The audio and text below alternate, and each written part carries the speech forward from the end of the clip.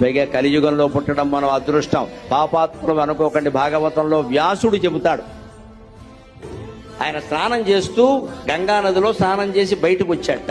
నీటిలోనే నిలబడి సంధ్యావందనం చేసుకుంటూ కన్నీళ్లు కారుస్తున్నట్ట వ్యాసుడు. నారదుడు వచ్చి, మహర్షి వేదాలు విభజన చేశావు, భారతం రచించావు, భాగవతం రచించాలంటున్నావు, ఏడుస్తున్నావేమిటయ్యా అన్నట్ట. ద్వాపరయుగంలో పుట్టాను, దురదృష్టవంతుణ్ణి, కలియుగంలో పుడితే బాగుండేది. అదేమిటి అలా మాట్లాడుతున్నావు, కలియుగం అంటే పాపం అంటే? లేదయ్యా, కృతయుగంలో తపస్సు చేస్తే కానీ మోక్షం లేదు, త్రేతాయుగంలో యజ్ఞం చేస్తే కానీ మోక్షం లేదు, ద్వాపర యుగంలో దానం చేస్తే గాని మోక్షం లేదు.